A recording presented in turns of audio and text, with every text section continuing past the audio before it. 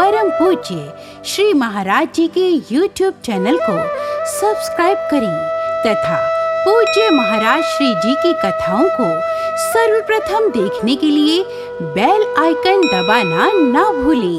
राधा राधे बोलने की आदत आपको भी डलवाए दो। ये भाई ब्रजवासी की यही आदत है।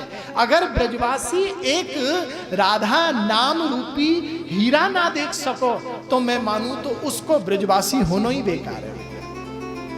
और याद रखना बंधुओं, यहाँ पर कोई साधारण कथा नहीं बाची जाएगी।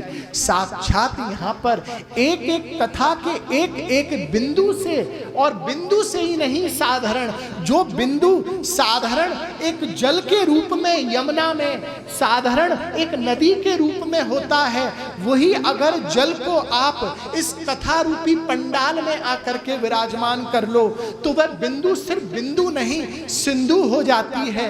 जैसे कि एक गोपी यमुना से स्नान करके बाहर निकली और उसकी पूरी की पूरे अंग उसका गीला हुआ रखा है, और उसने जो चुनरी धारण की हुई है उस चुनरी के अग्रभाग से एक बिंदु टपकी। उस बिंदु के टपकने से जैसे ही धरती पर अवस्थित हुई, उस धरती पर से एक और बिंदु हुई, एक और बिंदु प्रकट हुई, बिंदु में से बिंदु प्रकट हुई। उसी प्रकार इस रस धारा में श्री स्वामिनी जी जैसे ही स्नान करके निकलती हैं, उस स्नान करने के बाद गोपी के स्नान करने से यमुना में जो जल प्रवाहित होता है वो बिंदु है। और अगर श्री स्वामिनी जो स्नान करती हैं भागवत रस धारा में तो कोई साधारण जल का बिंदु नहीं, उसमें तो सिंधु सिंधु निपतित होता रहता है। उस सिंधु में से बोले कौन सा सिंधु है? बोले भागवत रूपी सिंधु है, जो राधा के अंदर से उद्दयित हुआ है।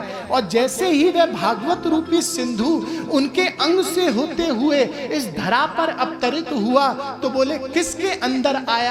बोले गोपियों के अंदर आया। गोपियों के द्वारा किसके पास आया? बोले गोपों के अंदर आया। गोपों के द्वारा किसके पास आया? बोले गौ माताओं के अंदर आया। गौ माता के द्वारा किसके पास आया? बोले ब्रजवासियों के अंदर आया। और ब्रजवासियों के द्वारा होते होते अविरल धारा बहाते बहाते आगे बढ़ते बढ़ते आज वही सिंधु भागवत के रूप में लज्जाराम आश्रम में प्रकट हो गया। ये राधा के द्वारा उद्दयित भाव है।